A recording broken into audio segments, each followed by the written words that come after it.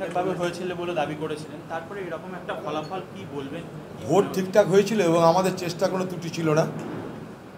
এখন নির্বাচন মানুষের মতামতের উপর নির্ভর করে।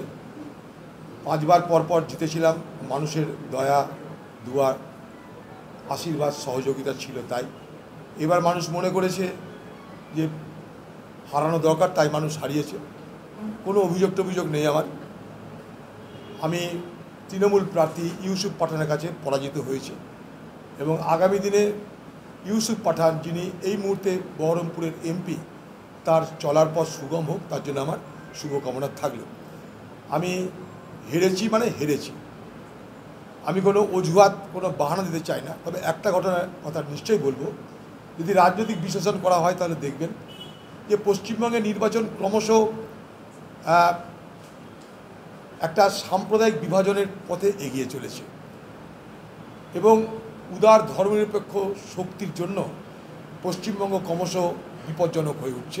এটুকু নিশ্চয়ই আমি আমার যা পর্যবেক্ষণ, সেই পর্যবেক্ষণ থেকে বলতে পারি। আবার বলছি, আমার পরাজয়ের জন্য কিন্তু আমি কোনো অজুহাত খাড়া করতে চাই না। হেরেছি মানে হেরেছি, বলা যাবে পরে। এখন আমি কি করে বলবো?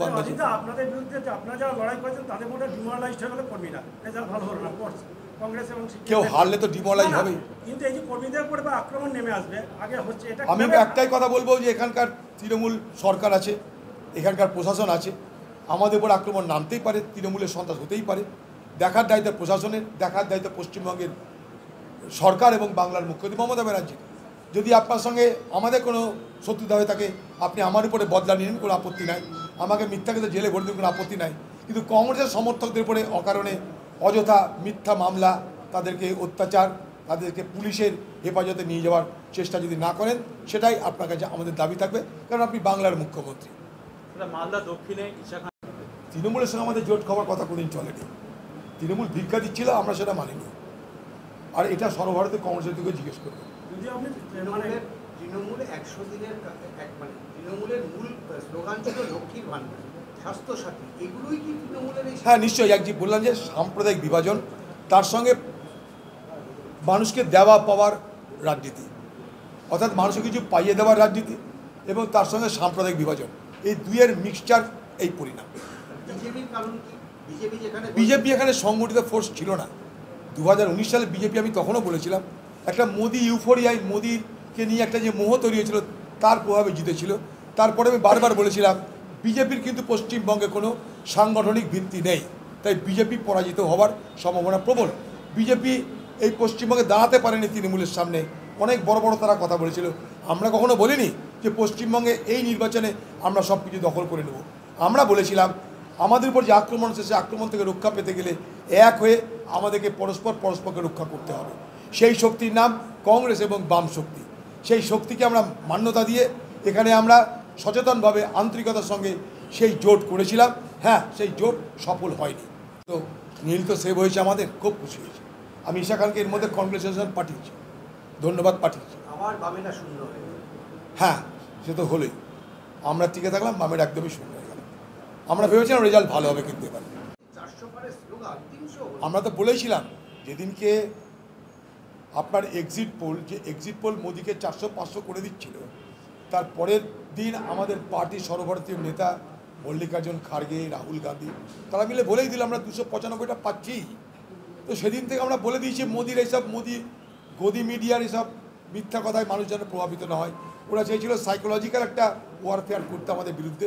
এটা রাহুল গান্ধী স্পষ্ট হয়ে বলেছিল, এটা একটা সাইকোলজিক্যাল ওয়েপেন ইউজ করছে, অর্থাৎ মনস্তাত্ত্বিক একটা অস্ত্র ব্যবহার করছে। সেটা কিন্তু সফল হলো না। সবথেকে বড় কথা, ইউপি, যেখানে রাম মন্দির তৈরি করে রাম মন্দির দেখিয়ে মোদি ভারতবর্ষকে প্রভাবিত করেছিল, সেই ইউপির মতন জায়গায় বিজেপির পরাজয়, আমি বলবো সারা ভারতবর্ষের ধর্মনিরপেক্ষ মানুষের কাছে এটা একটা অত্যন্ত শুভ বার্তা। রাহুলের উত্থান 100 বার। রাহুল গান্ধী আমার নেতা। রাহুল গান্ধী প্রমাণ করেছেন পরিশ্রমের কোনো বিকল্প হয় না। তাই রাহুল গান্ধী একদিকে কন্যাকুমারী থেকে কাশ্মীর, আরেকদিকে ভারত যেন ন্যায় যাত্রা, তিনি যে অমানসিক পরিশ্রম করেছে, যে হারকিউলিয়ান টাস্ক রাহুল গান্ধীজি করেছে, আজকে তার পরিণামে আমরা দেখছি সারা ভারতবর্ষ জুড়ে মোদি বিরোধী একটা হাওয়া তৈরি হয়েছে। যেখানে ন্যায় সারা ভারতবর্ষ জুড়ে মানুষের মধ্যে আলোচনার বিষয়। রাহুল গান্ধী বলেছিলেন যে আমি ঘৃণার বাতাবরণের মধ্যে বন্ধুত্ব এবং সৌহার্দ্যের বাতাবরণ গড়ে তুলতে চাই। नफरत की बाजार में मुहब्बत की दुकान खुलना चाहते थे राहुल गांधी जी, वो कामयाब हो चुके हैं। বাম কংগ্রেস জিততে চলেছে অভিষেক বন্দ্যোপাধ্যায় এবং ওখানে আপনারা জানেন ভোট তো হয়নি, প্রহসন হয়েছে। ওখানে বিজেপি তার বিরুদ্ধে কোনো প্রার্থী দেয়নি, তাকে কেক ওয়াকিং করার সুযোগ দিয়েছে, সবাই জানে এটা। বসিরহাট আসনে হাজী নুরুল ইসলাম এতটা মার্জিনের জয়, এটা অদ্ভুত লাগছে, অবাক লাগছে, হওয়া উচিত না এটুকু বলতে পারি। মেরুকরণ হয়েছে। মানুষের আমি বললাম তো একটু আগে মেরুকরণ হয়েছে, পশ্চিমবঙ্গে সাম্প্রদায়িক মেরুকরণ হয়েছে বলেই তো দিয়েছি প্রথমে আমি। এবং পশ্চিমবঙ্গ ক্রমশ উদার এবং ধর্মনিরপেক্ষ শক্তি যেন বদ্ধভূমিতে রূপান্তরিত হচ্ছে। এই জিনিস বাংলার জন্য ভালো হবে না, এটুকু আমি বলতে পারি। তবে এই কথা বলার মধ্যে দিয়ে আমি কোনো ঔদ্ধত্য প্রকাশ করছি না, আমার বিবেচনা বোধের কথা বলছি। আমি একজন স্বাধীন নাগরিক হিসাবে আমার মতামত দিচ্ছি।